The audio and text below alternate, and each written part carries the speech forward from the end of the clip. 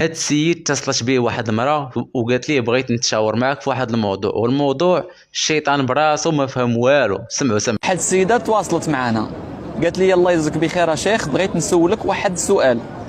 قلت لها مرحبا تفضلي. قالت لي عندي لك واحد السؤال ديني.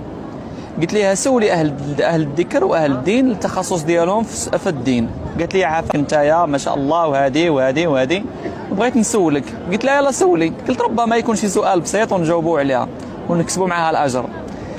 قالت لك اودي انا كنت كنعرف واحد السيد صاحبه معاه، يعني كنعرف واحد السيد، وهذا السيد مزوج وعنده وليدات. قالت لك هذا السيد بقيت معاه تقريبا واحد المده ديال 4 شهور. شويه مشيت عند واحد الفقيه كنطلب منه يتزوج بيا ما كيبغيش. قالت لك مشيت عند واحد الفقيه وهذاك الفقيه صايب لي شي سبوب او شي حجاب، مباشره بعد يومين هذاك السيد طلق مرته وجا تزوج بيا. قالت لك تزوج بيا عشت معاه المده ديال 3 سنين ولدت معاه بنيه. هذيك مرته اللي كانت عنده الاولى اللي والد معاه وليدات مشات رجعت عند ذاك الفقيه اللي مشيت انا عنده المره الاولى. مشات عند الفقيه اللي مشيت عنده حتى هو صايب لها شي حاجه، عقب قالت لك انا الراجل ورجع للمره الاولى. قالت لك انا بقى فيا الحال، عاود رجعت عند الفقيه اللي مشيت عنده المره الاولى. المره الاولى قالت لك عطيته 10000 درهم. المره الثانيه قال مني مشيت عنده قلت له ودي علاش خليتي الراجل طلق مني ومشى عند المره الاولى؟ قال لي الفقيه انا ما عندي ما ندير لك، انا خدام كندبر على طريفه الخبز، سواء منك انت سواء منها هي اللي جاني غنخدم معاه. قالت لي طلب مني 30000 درهم باش يعاود يرجع لي الراجل اللي كان طلقني، باش يرجع لي الزوج ديالي. وقلت لها اعطيه 30000 درهم، علاش مالكي توكلي على الله اعطيه 30000 درهم.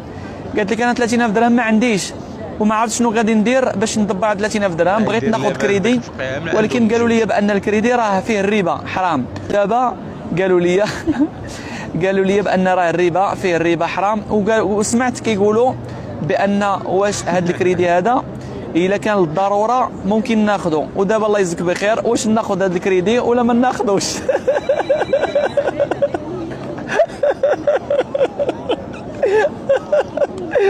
قتلتني بالضحك السيده، قطعت عليها مباشره وصيفط لها اوديو واعتذرت منها وقلت لها وعاد ذكرتها بالله عز وجل بيتنا هذه الامور راه صعيبه. وشوف هذه القمه هذه اخطر من ابليس. هذه المراه هذه قالت الابليس انت ما كتعرف والو. لا حول ولا قوه الا بالله العلي العظيم. هاد السيده فكرتني بدوك خوتنا اللي كيكذبوا وكينافقوا وكيشربوا الخمر وما كيخليهم ما كيديروا، وملي كيوصلوا للحم ديال الحلوف كيقول لك لا حرام. هذا هو الواقع ديال هاد السيده. هاد السيده ما عرفاش من الحلال من الحرام، تخلطوا عليها. المهم الخوت الله يهديها ويهدينا اجمعين الى الطريق الصحيح. وكان هذا هو الفيديو، وما تنساوش الخوت تخليوا لي الراي ديالكم في لي كومونتير. السلام عليكم.